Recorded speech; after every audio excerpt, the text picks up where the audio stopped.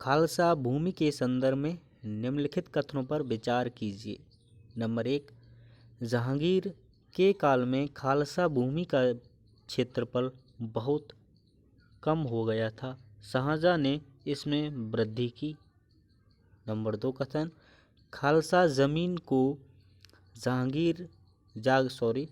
खालसा जमीन को जागीर में तथा जागीर को खालसा भूमि में परिवर्तन नहीं किया जा सकता था। आपको बताना है कि कथन 1 सही है या 2 सही है या 1 और 2 दोनों ठीक है या न 1 न 2।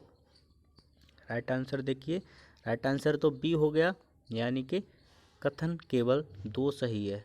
गलत क्यों है? जहांगीर के काल में खालसा भूमि का क्षेत्रफल बहुत कम हो गया था, शाहजहां ने इसमें वृद्धि की। कथन 1 सही है। खालसा भूमि को जागीर में तथा जागीर को खालसा भूमि में परिवर्तन किया जा सकता था, अतः कथन 2 गलत है। कथन 2 में क्या था? कथन 2 में कि भूमि के परिवर्तन को कम ज़्यादा नहीं किया जा सकता था, मगर सही कथन है कि खालसा भूमि को जागीर में तथा जागीर को खालसा भूमि में परिवर्तन किया जा सकता था। अगला क्वेश्चन देखिए कि मुगल साम्राज्य के पतन के संदर्भ में निम्नलिखित कथनों पर विचार कीजिए। नंबर 1 कथन है, औरंगजेब ने दक्षिण भारत की लालसा के कारण उत्तर भारत की ओर ध्यान नहीं दिया। नंबर 2 कथन, औरंगजेब की राजपूत नीति से मुगल साम्राज्य उनकी निष्ठा से वंचित रहा। नंबर 3 कथन, नादिर शाह तथा अहमद शाह के आक्रमणों ने मुगल साम्राज्य को कमजोर बना दिया। आपको बताना है कथन 1 सही है या 1 और 2, केवल 3, डी 1, 2 और 3। राइट आंसर होगा ऑप्शन नंबर डी, यानी कि सारे के सारे कथन ठीक हैं। पढ़ें व्याख्या, उपर्युक्त कथन सही हैं। औरंगजेब ने दक्षिण अभियान में काफी जन व धन की हानि की तथा इस दौरान वह उत्तर भारत और की ओर ध्यान न दे सका, जो कालांतर में मुगल साम्राज्य के पतन का कारण बना। मुगल साम्राज्य के पतन का कारण क्या था कि औरंगजेब था वो दक्षिण की तरफ काफ़ी उसका ध्यान केंद्रित था, वो उत्तर भारत की ओर उसने इतना ध्यान नहीं दिया जितना दक्षिण भारत की तरफ वो दे रहा था। अगला पॉइंट, औरंगजेब अपनी राजपूत नीति के कारण उन राजपूतों की सेवाओं से वंचित रहा जिन्होंने मुगल साम्राज्य के वैभव को उत्कर्ष तक पहुंचाया, यानी कि वो अपने साथ के लोग जिनकी वजह से वो मुगल साम्राज्य में जो उपलब्धि अच्छी हासिल की थी, उन लोगों को वंचित, यानी उन लोगों को साम्राज्य के वैभव के उत्कर्ष तक पहुंचाया था। उन लोगों को राजपूत नीति के कारण उन लोगों की सेवाओं से उन लोगों की सेवाएं उस तरह से न कर सका जिस तरह से शुरुआत दौर में औरंगजेब ने की थी। अगला पॉइंट, इतिहासकारों ने मुगल साम्राज्य के पतन के लिए नादिर शाह, अहमद शाह के आक्रमण तथा यूरोपीय कंपनियों के आगमन को भी जिम्मेदार माना है। जो इतिहासकारक हैं वो मुगल साम्राज्य का पतन को एक ये भी कारण मानते हैं कि नादिर शाह और अहमद शाह ने आक्रमण किया और साथ ही यूरोपीय कंपनियों का आगमन उसी के काल में हो गया था, औरंगजेब के काल में। तो वो भी एक अहम कारण है मुगल साम्राज्य के पतन का। अगला क्वेश्चन देखिए, बहादुर शाह प्रथम के संदर्भ में निम्नलिखित कथन पर विचार कीजिए। किसके? बहादुर शाह प्रथम के बारे में पूछ रहा है। नंबर 1, बहादुर शाह ने राजपूतों के प्रति औरंगजेब की अलगाववादी नीति, यानी कि अलगाव यानी किसी के प्रति लगाव, उसके बाद विपरीत जस्ट अलगाव यानी कि उससे शत्रुता या कुछ भी की नीति अपनाई। बहादुर शाह था, उन्हें राजपूतों के प्रति औरंगजेब की अलगाव नीति को अपनाया बहादुर शाह ने। उसने औरंगजेब द्वारा लगाए गए जजिया कर की वसूली बंद कर दी। आपको बताना है कथन 1 सही है या 2, 1 और 2 दोनों ठीक हैं, डी न तो एक और न ही दो। राइट आंसर है ऑप्शन नंबर बी, यानी कि केवल दो सही है।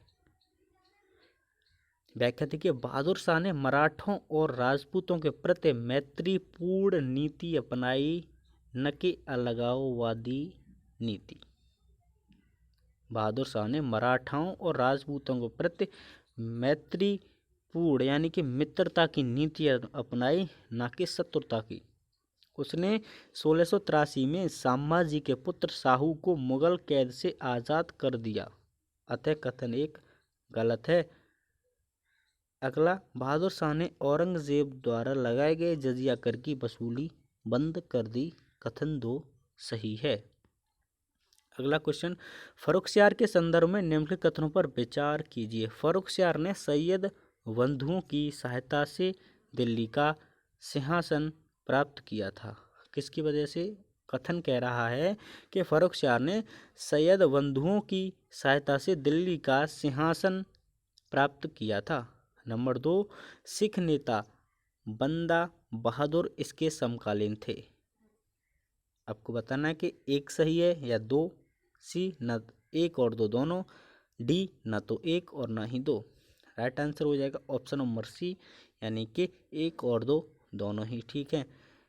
फर्रुखसियार ने मुगल सिंहासन सैयद बंधुओं अब्दुल्ला खां तथा हुसैन अली खां,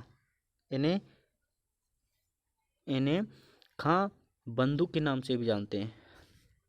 खां बंधु यानी अब्दुल्ला खां और हुसैन अली खां के सहयोग से मिला। फर्रुखसियार को मुगल का जो राज्य गद्दी थी वो सैयद बंधुओं अब्दुल खां और हुसैन अली खां के सहयोग से मिला। सिख नेता बंदा बहादुर फर्रुखसियार के समकालीन थे। सिख नेता थे जो बंदा बहादुर फर्रुखसियार के समकालीन थे। इसी के काल में बंदा बहादुर की हत्या कर दी गई। इसी के काल में बंदा बहादुर की हत्या कर दी गई। अगला पॉइंट, फर्रुखसियार को दुर्लभ, डरपोक तथा निंदनीय होने के कारण घृणित काया भी कहा है। यानी कि फर्रुखसियार को एक दुर्लभता और डरपोकता और निंदनीय होने के कारण इसकी घृणा है वो घृणित काया भी कहा है। अगला प्रश्न पढ़िए, उत्तर भारत के संदर्भ में निम्नलिखित कथन है उनके बारे में आपको बताना है। उत्तर भारत के संदर्भ में नंबर 1, मोहम्मद शाह ने जजिया कर पर अंतिम रूप से प्रतिबंध लगा दिया। मोहम्मद शाह ने। अगला पॉइंट, नादिर शाह का आक्रमण शाह आलम के समय हुआ था। मोहम्मद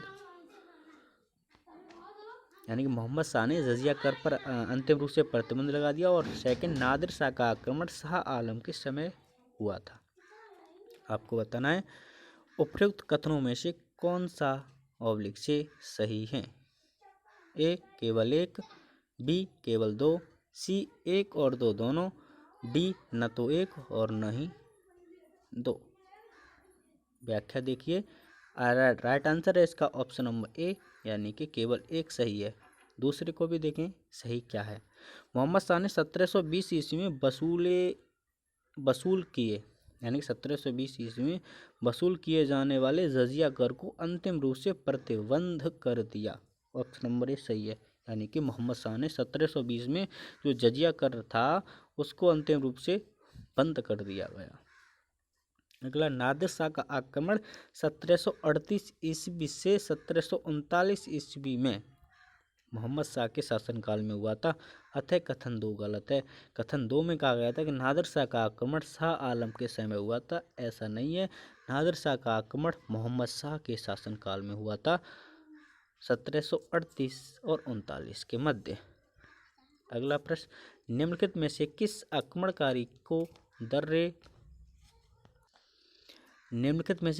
आक्रमणकारी को दर्रे दुरानी कहा जाता है। नंबर 1, नादिर शाह।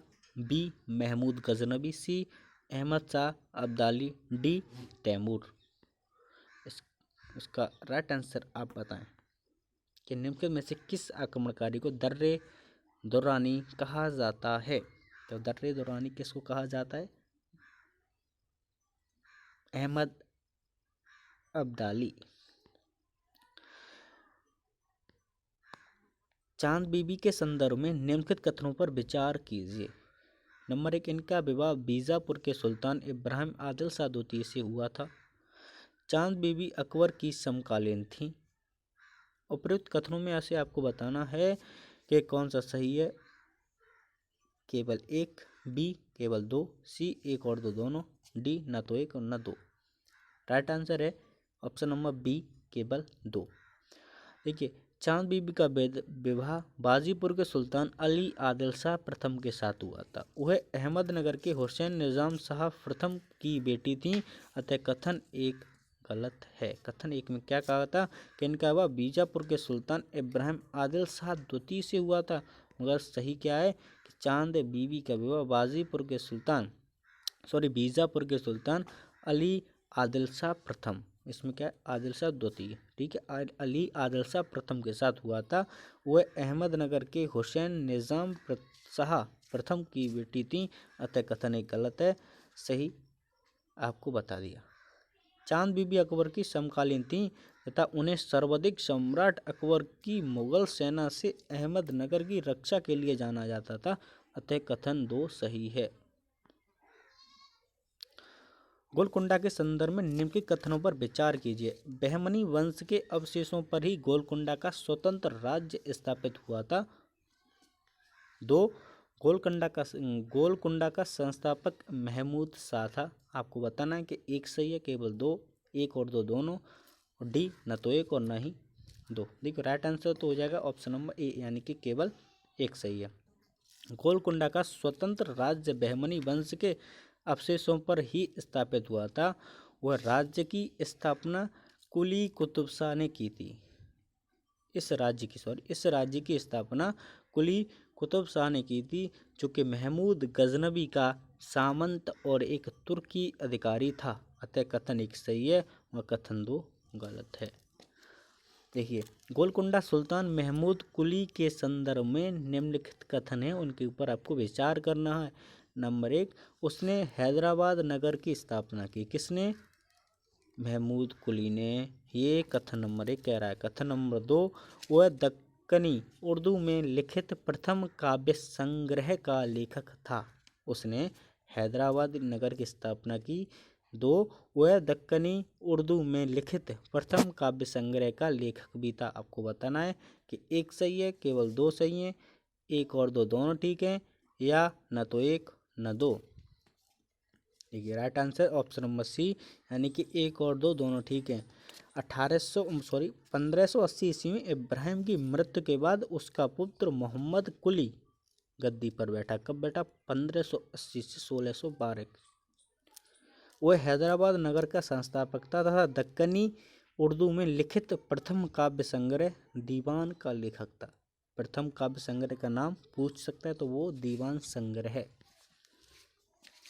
गोलकुंडा के संदर्भ में कथन है, उसके ऊपर विचार करने। नंबर 1, कुतुब शाही वंश की प्रारंभिक राजधानी गोलकुंडा हीरे के लिए प्रसिद्ध थी।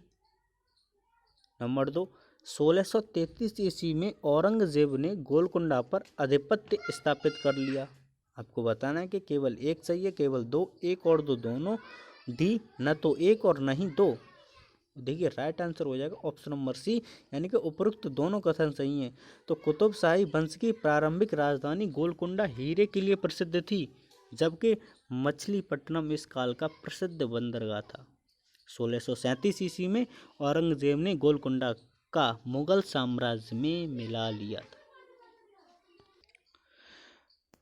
मलिक अंबर के संदर्भ में निम्नलिखित कथनों पर विचार कीजिए। मलिक अंबर के संदर्भ में नंबर 1, वह बीजापुर का प्रमुख वजीर था।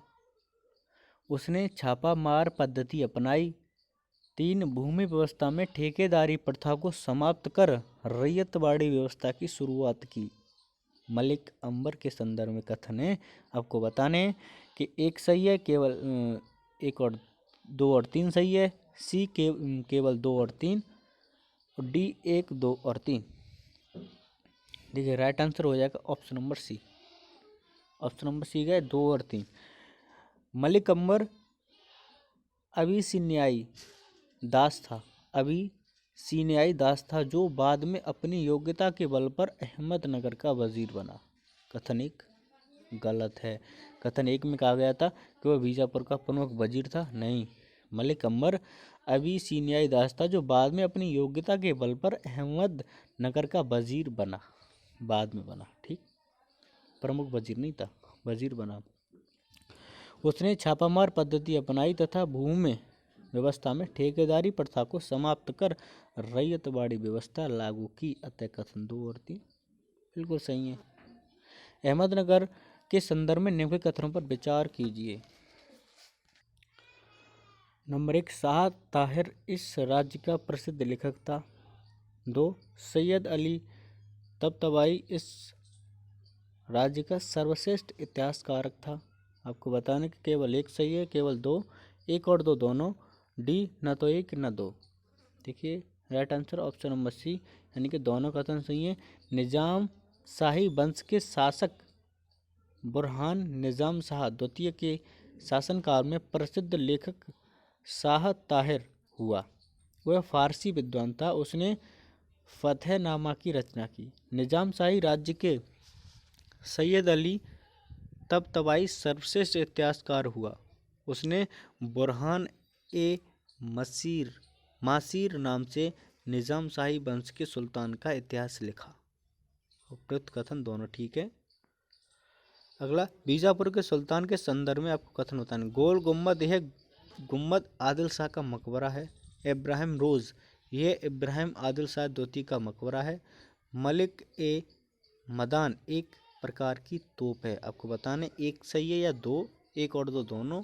1 2 3 यानी कि तीनों। देखिए उपयुक्त सही गुम यानी कि सारे के सारे सुमेलित हैं, तीनों के तीनों पॉइंट। गोल गुम्बद आदिल शाह वंश के 7वें शासक मोहम्मद आदिल शाह का मकबरा है। यह विश्व का दूसरा सबसे विशाल गुम्बद है। नेक्स्ट पॉइंट, इब्राहिम रोजा इब्राहिम आदिल शाह द्वितीय का मकबरा है। ताजमहल बनाने की प्रेरणा इसी मकबरे से ली गई। मालिक ए मदान, मध्यकाल में विश्व की सबसे बड़ी तोपों में से इसकी गिनती होती है। मालिक ए मदान की। 15, सूफी मत के संदर्भ में निम्नलिखित कथनों पर विचार कीजिए। सूफी मत के संदर्भ में 15वीं सदी में अरब दार्शनिक इब्न ए अरबी के अद्वैतात्मक विचारों को भारत में लोकप्रियता मिली। जीव मात्र की एकता का अरबी सिद्धांत तौहीद-ए-वजूदी नाम से विख्यात है। उपयुक्त कथनों में से कौन सा ऑब्लिक से कथन सही हैं या हैं? केवल 1, केवल 2, 1 और 2, ना तो 1 ना ही 2। सी, उपयुक्त कथन दोनों सही हैं। 15वीं सदी में महान अरब दार्शनिक इब्न अरबी के अद्वैतात्मक विचारों को भारत में बहुत बड़े वर्ग के मध्य लोकप्रियता मिली। अरबी मान्यता थी कि सभी जीव स्वतः ही एक हैं और सब कुछ एक ही परम तत्व की अभिव्यक्ति हैं। जीव मात्र की एकता का अरबी सिद्धांत तौहीद-ए-वजूदी नाम से जाना जाता है।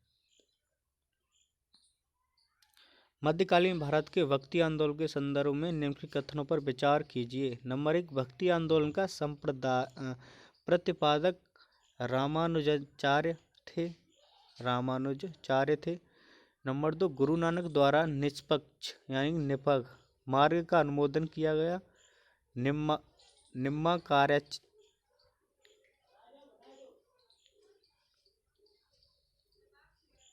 निम्नाचार्य ने द्वैताद्वैत सिद्धांत का प्रतिपादन किया जो भेदभाव सिद्धांत के नाम से लोकप्रिय हुआ।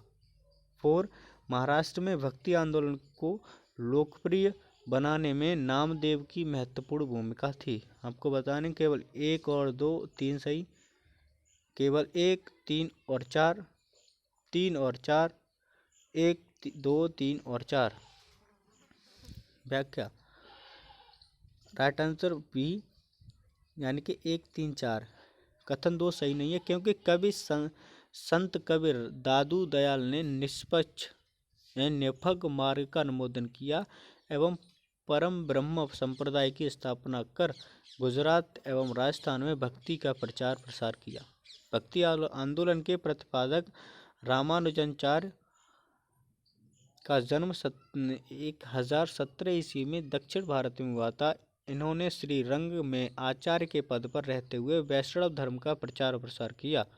रामानुजाचार्य ने शंकर के अद्वैतवाद का खंडन किया और विशिष्टताद्वैत के सिद्धांत का प्रतिपादन किया। इन्होंने ब्रह्मा को निर्गुण न मानकर सगुण माना और मोक्ष प्राप्ति के लिए भक्ति को श्रेष्ठ साधन माना। अगला क्वेश्चन, सल्तनत कालीन जौनपुर राज्य के संदर्भ में निम्नलिखित कथनों पर विचार कीजिए। नंबर 1, जौनपुर वंश के सभी शासकों ने संस्कृत साहित्य को संरक्षण प्रदान किया। 2, जौनपुर की मस्जिदों में हिंदू स्थापत्य शैलियों का समावेश मिलता है। बताना है कि केवल 1, केवल 2, 1 और 2 दोनों, ना तो 1 और ना 2। राइट आंसर बी यानी केवल 2। जौनपुर वंश के सभी शासकों ने फारसी अरबी साहित्य को संरक्षण प्रदान किया, न कि संस्कृत साहित्य को। अंततः कथन एक गलत है। जौनपुर वंश के जो सभी शासकों ने फारसी अरबी साहित्य को संरक्षण प्रदान किया, न कि संस्कृत साहित्य को, अरबी साहित्य को संरक्षण दिया था। जौनपुर वंश के सभी शासक। जौनपुर की मस्जिदों में हिंदू स्थापत्य शैलियों का समावेश मिलता है। ये इमारतें प्राय भारी भरकम हैं, उनमें मीनारें नहीं हैं और उनकी विशेषताएं डलवा दीवारों के साथ राजसी दरवाजों का निर्माण है। अतः कथन 2 सही है। मध्यकालीन भारत के बंगाल के शासकों के संदर्भ में आपको बताने कथन। नंबर 1, बंगाल की प्रसिद्ध इमारत अदीना मस्जिद का निर्माण सिकंदर शाह ने करवाया। 2, कृतवास द्वारा अनुदूत यानी कि बंगला रामायण को बंगला की बाइबल कहा जाता है। आपको बताना है केवल 1 सही है, केवल 2। सी 1 और 2 दोनों। डी न तो 1 और न ही 2। राइट आंसर का ऑप्शन सी, उपयुक्त कथन दोनों सही हैं। गौर से 20 मील दूर पांडुआ की विशाल अदीना मस्जिद सिकंदर शाह ने सन 1398 ईस्वी में बनवाई। इसमें करीब 400 गुंबद हैं और वह बंगाल की सबसे उल्लेखनीय इमारत मानी जाती है। कृतवास द्वारा अनुदूदित बंगला रामायण को बंगला की बाइबल कहा जाता है। उल्लेखनीय है कि नुसरत शाह के हुक्म से महाभारत का एक बंगला संस्करण भी तैयार कराया गया था। बाबर के संदर्भ में कथन है, आपको बताने। बाबर ने अपनी आत्मकथा में मेवाड़ तथा विजयनगर राज्यों का उल्लेख किया। बाबर के अनुसार उसने भेरा के किलों को सही नहीं, आपको बताना कौन सा सही नहीं है। बाबर के अनुसार उसने भेरा के किलों को जीतने के लिए सर्वप्रथम तोप का प्रयोग किया। बाबर ने तुगलका पद्धति उज़्बेकों से ग्रहण की थी। पानीपत के युद्ध में पश्चात बाबर ने गाजी की उपाधि धारण की थी। आपको बताना है इसमें कौन सा कथन सही नहीं है।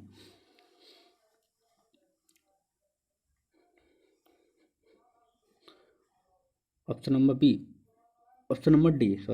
डी में बाबर ने खानवा युद्ध में विजय प्राप्त करते पश्चात गाजी की उपाधि यानी योद्धा एवं धर्म प्रचारक की उपाधि धारण की थी। कथन डी गलत है, यानी बाबर ने खानवा के युद्ध में, ना कि पानीपत के युद्ध के पश्चात खानवा के युद्ध के पश्चात गाजी की उपाधि धारण की थी। अगला क्वेश्चन, खानवा के युद्ध के संदर्भ में निम्नलिखित कथनों पर विचार कीजिए। खानवा का युद्ध का मुख्य कारण बाबर की भारत में साम्राज्य स्थापित करने की लालसा थी। बाबर ने इस युद्ध में जिहाद का नारा तथा मुसलमानों पर लगने वाला तगमा कर था नामक कर समाप्त कर दिया। खानवा का युद्ध बाबर तथा इब्राहिम लोधी के मध्य लड़ा गया था।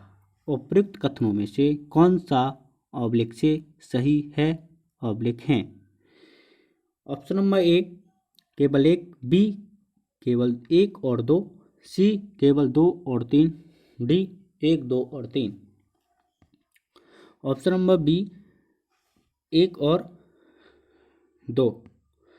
राणा सांगा और बाबर के बीच खानवा का युद्ध मार्च 1527 ईस्वी में हुआ था, जिसका मुख्य कारण था कि बाबर अब भारत में स्थायी साम्राज्य स्थापित करना चाहता है। अतः कथन 3 गलत है तथा कथन 1 सही है। बाबर ने इस युद्ध के दौरान अपने सैनिकों का मनोबल बढ़ाने के लिए जिहाद, इस्लाम की रक्षा के लिए धर्म युद्ध का नारा दिया तथा मुसलमानों पर लगने वाला तगमा नामक कर की समाप्ति की घोषणा कर दी। कथन 2 सही है। अगला क्वेश्चन, शेरशाह सूरी के संदर्भ में आपको जो कथन है उन पर विचार करने। नंबर 1, चौसा के युद्ध के पश्चात शेरशाह ने हजरत आला की उपाधि धारण की। चौसा के युद्ध के पश्चात शेरशाह ने हजरत आला की उपाधि धारण की थी। नंबर 2, हुमायूं को कन्नौज के युद्ध में परास्त करके शेरशाह ने दिल्ली का सिंहासन प्राप्त किया था।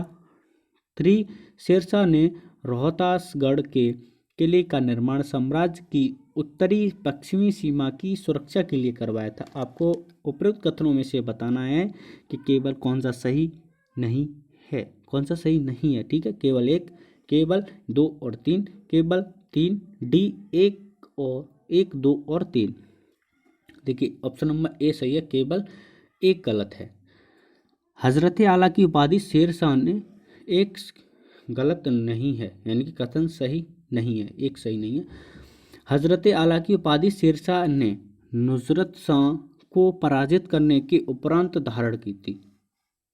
नुसरत शाह को पराजित करने के उपरांत हजरत आला की उपाधि शेरशाह ने। ठीक है, कथन 1 गलत है।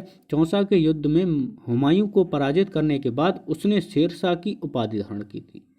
चौसा के युद्ध में हुमायूं को जब पराजित किया उसके बाद शेरशाह सूरी ने उपाधि धारण की थी शेरशाह की। शेरशाह ने 1540 ईस्वी में हुमायूं को कन्नौज यानी कि जो बिलग्राम में है उस युद्ध में परास्त कर दिल्ली के सिंहासन पर बैठा। अतः कथन 2 सही है।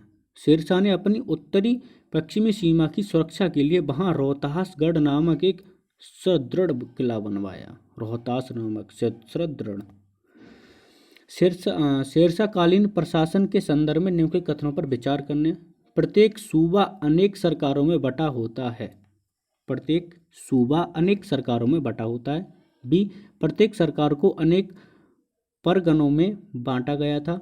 मुंसिफान नामक अधिकारी का संबंध राजस्व विभाग से था। आपको बताना केवल 1 सही है, 1 और 2 दोनों सही है। 2 और 3 सही है, या फिर डी तीनों ठीक है। देखिए राइट आंसर बी, शेरशाह ने अपने संपूर्ण साम्राज्य को 47 सरकारों में विभाजित किया था। प्रत्येक सूबा या इक्ता अनेक सरकारों में बटा होता था। प्रत्येक सरकार को परगना में बांटा गया था जिसके प्रमुख अधिकारी सिकंदर एवं मुंसिफ थे। प्रत्येक सरकार में 2 प्रमुख अधिकारी होते थे, एक सिकदार ए सिकदारान, 2 मुंसिफ ए मुंसिफान, जिसमें सिकंदर ए सिकदार सैनिक का अधिकारी होता था जबकि मुंसिफ ए मुंसिफियान मुख्यतः एक न्यायिक अधिकारी होता था। कथन 1 और 2 सही है, कथन 3 गलत है। कथन 1 और 2 सही क्यों? प्रत्येक सूबा अनेक सरकारों में बटा था, प्रत्येक सरकार को अनेक परगनों में बांटा गया था। सही है। 3 गलत क्योंकि मुंसिफ ए मुंसिफियान नामक अधिकारी संबंध राजस्व से नहीं था, उसका संबंध था न्यायिक अधिकारी से। अकबर के संदर्भ में निम्नलिखित कथनों पर विचार कीजिए। अकबर ने सिंहासन पर बैठने से पूर्व गजनी तथा लाहौर के सूबेदारों के रूप में कार्य किया था। अकबर ने सिंहासन पर बैठने से पूर्व गजनी तथा लाहौर के सूबेदारों के रूप में कार्य किया था। 2, उसने अबुल फजल को खान ए खाना की उपाधि प्रदान की थी। आपको बताना है कथनों में से केवल 1 सही है, केवल 2, 1 और 2 दोनों, डी न तो 1 और न ही 2।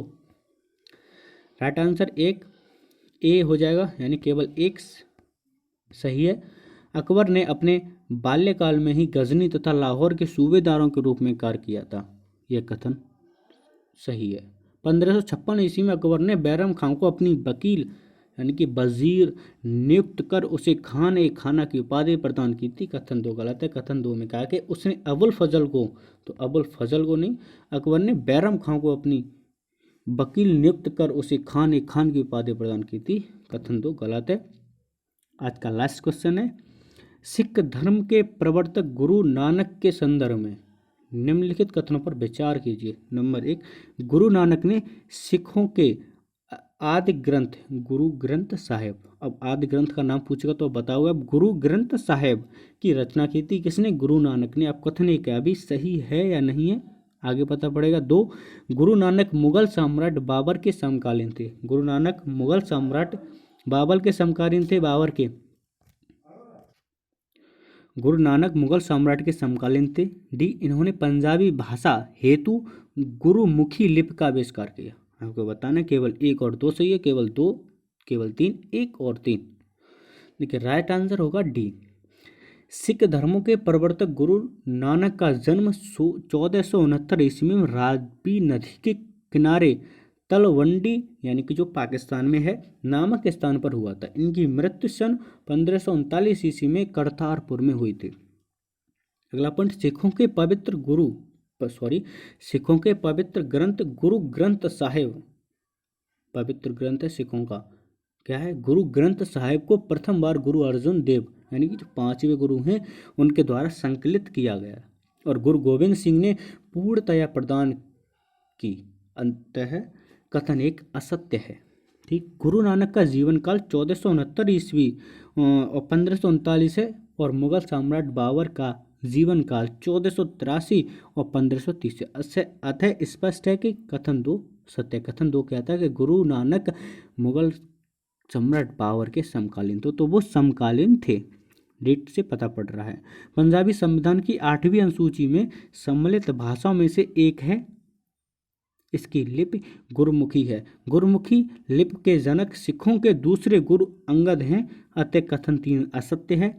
उल्लेखनीय है कि गुरु नानक की रचना जपुजी सिखों के लिए काफ़ी महत्वपूर्ण है। चलिए देखिए आज के लिए बस इतना ही, मिलते हैं अगली वीडियो में, तब तक के लिए नमस्कार।